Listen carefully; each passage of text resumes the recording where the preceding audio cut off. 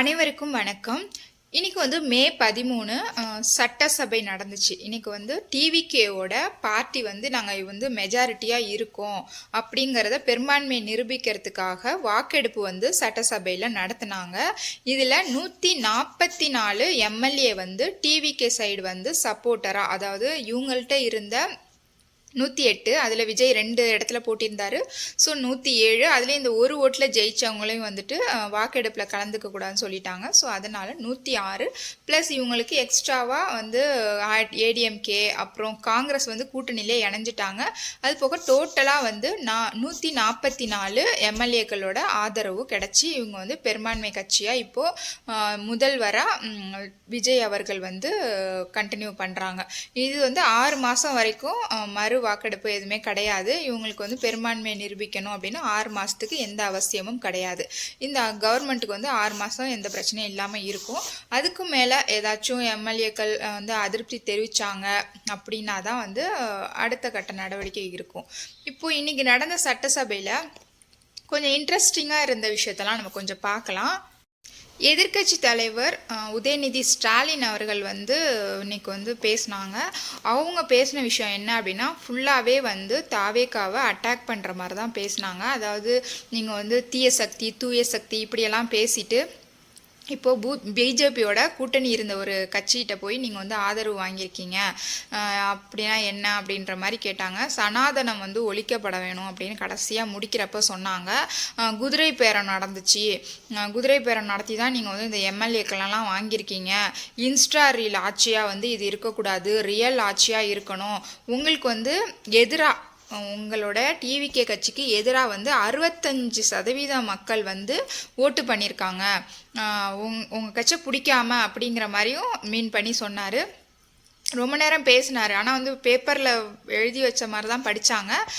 அதில் இவங்க 65% சொன்னாங்க. ஆக்சுவலி இவங்க அதை விட கம்மியான பர்சன்டேஜ் தான் டிஎம்கே எடுத்துருந்துச்சு. அப்போ அவங்களுக்கு ஆப்போசிட்டாக எவ்வளோ பேர் இருந்திருக்காங்கன்னா ஆல்மோஸ்ட் 75% அவங்களுக்கு ஆப்போசிட்டாக தான் இருந்திருக்காங்க. இந்த ஓட்டு 4ஆக பிரிஞ்சிச்சு இல்லைங்களா, அதில் தான் ஒவ்வொருத்தருக்குமே ரொம்ப கம்மியான சீட்ஸு அந்த போல். இப்போ இந்த தொங்கு சட்டமன்றமே அதனால் வந்துச்சுன்னு கூட சொல்லலாம். அப்புறம் பிரேமலதா அவர்கள் அவங்க பேசினப்போ என்ன பேசினாங்க அப்படின்னா, வாழ்த்துக்கள்லாம் சொன்னாங்க. அது போக ரத்தன் பண்டிட்னு சொல்லிட்டு விஜய் அவர்களுடைய ஆலோசகராக இப்போ ஒருத்தரை நியமிச்சிருக்காங்க. அவங்கள நியமித்ததை கண்டித்து பிரேமலதா விஜயகாந்த் பேசினாங்க. அவர் ரத்தன் பண்டிட்டுங்கிறவர் உங்களுடைய பர்சனல் ராஜகுருவாக இருந்தால் அது எங்களுக்கு பெரிய பிரச்சனை கிடையாது. ஆனால் அவர் ஒரு அரசு அதிகாரி மாதிரி இருந்தால் அது எல்லாருக்குமே பிரச்சனைங்கிற மாதிரி பேசினாங்க. அதாவது முதலமைச்சரோட தனி பிரிவு சிறப்பு அதிகாரி அப்படின்ற போஸ்டிங்கில் தான் அவரை நியமிச்சிருந்தாங்க. அது ரொம்ப தப்பு. இளைஞர்களுக்கு நீங்கள் ஒரு எடுத்துக்காட்டாக தான் இருக்கணும். இந்த மாதிரி அவர் ஒரு ஜோஷியம் சொல்கிறவர் அப்படிங்கிற மாதிரி தான் எல்லாருமே சொல்கிறாங்க. அது ரொம்ப தப்பு அப்படிங்கிற மாதிரி பிரேமலதா விஜயகாந்த் சட்டசபையில் பேசினாங்க. அதே மாதிரியே விசிகாவோட எம்எல்ஏ வன்னியரசு அவர்கள் அவங்களும் இதே கோரிக்கை தான் வச்சாங்க. அதாவது இது இந்த அரசு மத சார்பின்மையெல்லாம் இருக்கக்கூடாது.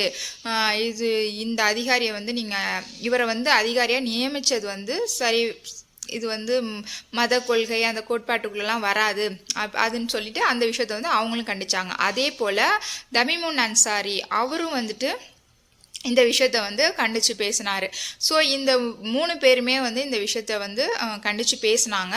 இந்த சட்டசபை முடிஞ்சு ஒரு 1 ஹவருக்குள்ளெல்லாம் ரத்தன் பண்டிட்டோட அரசாணையை வாபஸ் வாங்கிட்டாங்க. அவருக்கு அதிகாரியாக நியமித்தாங்க இல்லைங்களா, அது இல்லை, நாங்கள் வாபஸ் வாங்கிக்கிறோம் அப்படிங்கிற மாதிரி சொல்லி கவர்மெண்ட்லேருந்து ஜியோ பாஸ் பண்ணிட்டாங்க. அது போக அன்புமணி ராமதாஸ் அவர்களுடைய மனைவி சௌமியா அன்புமணி இருக்காங்க இல்லைங்களா, அவங்க இப்போ பாமக சார்பில் அவங்க பேசினாங்க. அவங்க பேசினது என்னன்னா, பெண்கள் பாதுகாப்பை பற்றி பேசினாங்க. பெண்கள் பாதுகாப்பாக இருக்கணும். நிறைய ஜென்ரேஷனுக்கு அப்புறம் இப்போ தான் பெண்கள் படிப்பு அந்த மாதிரி விஷயங்களில் வெளியில் வராங்க. ஸோ இதே கண்டினியூ ஆகணும் அப்படின்னா அவங்களுடைய பாதுகாப்பை நீங்கள் உறுதி பண்ணணும். இப்போ டாஸ்மார்க்கை மூடிருக்காங்க இல்லைங்களா, டாஸ்மார்க்கை மூடினது நல்ல விஷயந்தான். ஆனால் டாஸ்மார்க்கை மூடிட்டா சந்து கடைகள், அதாவது இல்லீகலாக விற்பாங்க இல்லைங்களா, அதையும் நீங்கள் கவனத்தில் கொள்ளணும் அப்படின்னு பேசினாங்க. அதை வந்து முதலமைச்சர் விஜய் அவர்கள் வந்து நோட்ஸ் எடுத்துக்கிட்டாங்க. ஏன்னா சந்து கடைகள் அதிகரித்து அது இன்னும் அதே பார்த்திங்கன்னா கள்ளச்சாராயம் வந்துடும். நீங்கள் டாஸ்மார்க்கை மூட போனால் இந்த மாதிரி இஷ்யூவும் வரும். இதெல்லாமும் நீங்கள் வந்துட்டு கண்ட்ரோல் பண்ணணும் முதலமைச்சரா அப்படின்னு அவங்க சைட்லேருந்து கோரிக்கை வச்சாங்க. கடைசியாக வந்து இவங்க உதயநிதி ஸ்டாலின் அவங்க கட்சிக்காரங்க எல்லாருமா சேர்ந்து எதிர்க்கட்சி தலைவராக இருக்கவங்க அந்த எல்லாருமே வந்து வெளிநடப்பு பண்ணிட்டாங்க. அந்த வாக்கெடுப்பு நடக்கும் பொழுது அவங்க யாருமே இல்லை. இவங்கெல்லாம் கிளம்புனதுக்கு அப்புறம் இவங்க வச்ச கோரிக்கை எல்லாத்துக்குமே வந்து விஜய் அவர்கள் வந்து பதிலும் சொன்னாங்க. என்ன அப்படின்னா, நான் வந்துட்டு இந்த ரத்தன் பண்டிட்டை பற்றி அவங்க சொன்னாங்க இல்லைங்களா, ஒவ்வொருத்தர் பேரையும் மென்ஷன் பண்ணியே சொன்னாங்க. அதுக்கு வந்து நான் வந்து திங்க் அபவுட் இட் அப்படிங்கிற மாதிரியும் சொன்னாங்க. அப்புறம் பெண்கள் பாதுகாப்பு இதெல்லாம் வந்து முக்கியமானது. அப்புறம் உதயநிதி ஸ்டாலின் அவர்கள் பேசினது வந்து குதிரை பேரம் நடந்துச்சு அப்படிங்கிற மாதிரி பேசினாங்க. அது வந்து குதிரை பேரம் அரசு இல்லை, இது குதிரை வேகத்தில் வந்துட்டு நாங்கள் வந்து செயல்படுவோம், எங்களோட திட்டம்லாம் அந்த மாதிரி தான் இருக்கும் அப்படின்னு சொல்லியிருந்தாங்க. அப்புறம் வந்து இவர் உதயநிதி ஸ்டாலின் அவர்கள் பேசும்பொழுது சோஃபா போணுச்சு, புஷ்பா படத்தில் வந்து சோஃபா ஃபஸ்ட்டு போவோம், அப்புறம் முதலமைச்சர் விஜய் அவர்கள் பேசும் பொழுது இவங்க சொன்னதுக்கு எல்லாத்துக்குமே பதில் கொடுக்குற மாதிரி நலத்திட்டங்கள்லாம் இப்போ நீங்கள் கொடுத்துருக்கீங்க இல்லையா, அதாவது நீங்கள் கொடுத்தீங்க அப்படிலாம் சொல்லலை, ஏற்கனவே இருக்கிற நலத்திட்டங்கள்லாம் வந்து கண்டினியூ ஆகும், அது எதையுமே வந்து நாங்கள் நிப்பாட்ட மாட்டோம் அப்படிங்கிற மாதிரி சொன்னாங்க. இந்த ஆட்சி வந்து மக்களுக்கானதாக இருக்கும், மத சார்பின்மையெல்லாம் கிடையாது ஆஸ் யூஷுவல் பேசினாங்க. எதிர்க்கட்சி தலைவர் உதயநிதி ஸ்டாலின் அவர்கள் எவ்வளோலாம் பேசினாங்களோ அதுக்கு எல்லாத்துக்குமே வந்து பதில் கொடுக்குற மாதிரி தான் இருந்துச்சு முதலமைச்சரோட பேச்சையும். எதிர்க்கட்சி தலைவர் எடப்பாடி பழனிசாமி அவர்கள் பேசும்பொழுது பார்த்திங்கன்னா, அவங்க ஆட்சியில் என்னெல்லாம் அவங்க வந்து திட்டங்கள் கொண்டு வந்தாங்க, குடிமராமத்து, அப்புறம் வந்து மருத்துவ மாணவர்களுக்கு இடஒதுக்கீடு, இந்த மாதிரி விஷயங்களெல்லாம் வந்து அவங்க தரப்புலேருந்து அவங்க எடுத்து வச்சாங்க. இது மாதிரி எல்லாருமே அவங்கவுங்க உதயநிதி ஸ்டாலின் வந்து பேசினது வந்து எங்கள் ஆட்சியில் வந்து நாங்கள் காலை உணவு திட்டம்லாம் கொண்டு வந்தோம், அதெல்லாம் நீங்கள் வந்து நிப்பாட்டிடாதீங்க, அதெல்லாம் தொடர்ந்து இருக்கணும், ஏன்னா ஸ்கூல் வந்து ஓப்பன் ஆக போகுது, அப்புறம் இந்த ஃப்ரீ பஸ் கொடுத்தாங்க இல்லைங்களா, அது மகளிருக்கான உதவித்தொகை, இது எல்லாமே வந்துட்டு நீங்கள் வந்து கண்டினியூ பண்ணணும், எதையும் நிப்பாட்டக்கூடாது அப்படின்னு. அதுக்கு வந்து முதலமைச்சர் விஜய் அவர்கள் வந்து பதிலும் கொடுத்தாங்க. பழைய திட்டம் எதையுமே வந்து நாங்கள் வந்து நிப்பாட்ட போகிறதில்ல, எல்லாமே தொடரும் அப்படிங்கிற மாதிரி சொன்னாங்க. இப்போ வந்து ஏடிஎம்கேவை பொறுத்த வரைக்கும் 2 அணியாக பிரிஞ்சு இருக்காங்க.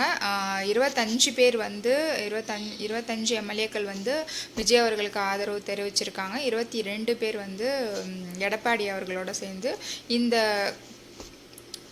கட்சிக்கு வந்து நாங்கள் இந்த கூட்டணி நாங்கள் வந்து ஆதரவு தெரிவிக்கல அப்படின்னு சொல்லிட்டு, இப்போ எல்லாருமே இன்றைக்கி நடந்த சட்டசபையில் எல்லாருமே மெயினாக பேசின விஷயம் என்ன அப்படின்னா, ரத்தன் பண்டிட் வந்துட்டு நீங்கள் அதாவது முதல்வரோட தனிப்பிரிவு சிறப்பு அதிகாரியாக நியமித்ததை வந்து ஏற்றுக்கல அப்படின்னு. ஆனால் இப்போது அதுக்கப்புறம் அந்த சட்டசபை முடிஞ்சதுக்கு அப்புறமே தான் இவங்க வந்துட்டு அவங்க வந்து அந்த நியமத்தை வந்து வாபஸ் வாங்கிட்டாங்க இல்லைங்களா. ஸோ வந்து நாள் அவங்க வச்ச கோரிக்கையே வந்து ஏற்றுக்கொள்ளப்பட்டது அப்படின்னு தான் எடுத்துக்கணும்.